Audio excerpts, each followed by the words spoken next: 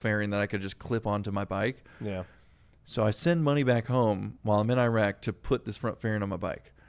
And so when I get home, I have this bike, and I rode it cross country, see my girlfriend at the time up in Pennsylvania. And we spend time with her and my best friend, Mike Gately, who has this like RX-7, like little rotary engine, little mini car. And we're like, okay, let's drive back to Illinois now. And I'm going to ride my Harley back to Illinois. And we decided to leave it like super late because we didn't want traffic. So it had to be, I don't know, probably like midnight or something. And we start driving. We're in the back roads of Maryland, like just going in and out. And I'm sitting there listening to the song, Bucky Covington's song. I just remember the line where it's like, we rode bikes with no helmets and still here we are. And I was wearing a fake helmet because I didn't like the big dot helmets. I had like one of those fake kind of German style, like thin ones that I just put a dot sticker on it. You were wearing a fake helmet on your motorcycle? I had the real one in my saddlebag, like the real thick one in my saddlebag. I was wearing a fake one.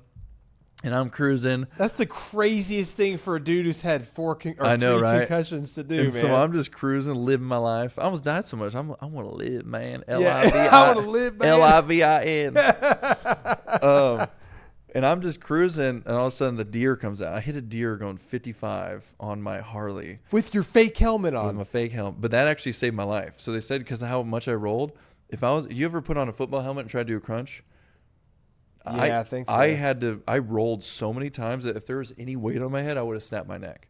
So like that helmet that I had that was heavy would have been like blah, blah, blah, and I would have cracked my neck.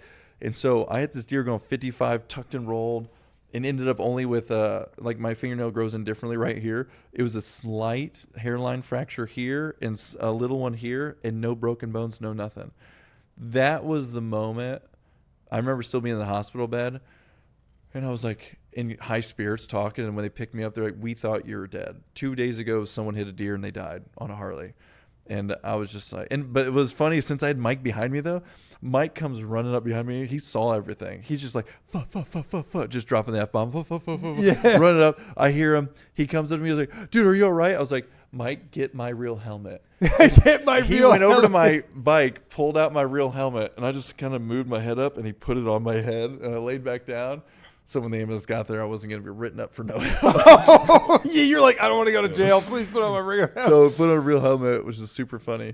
But I remember the drive back, and I'm just like with the nurses and stuff, or the people in the ambulance, EMTs, and they thought I was going to die. And there was that moment where I said, well, God's got something for me. Like there's an intention for my life. It was so clear that whatever was going to cross my path, I was just going to do. And that's important to the story because I would have never chose art. Like I love to doodle and stuff, but I was not like art.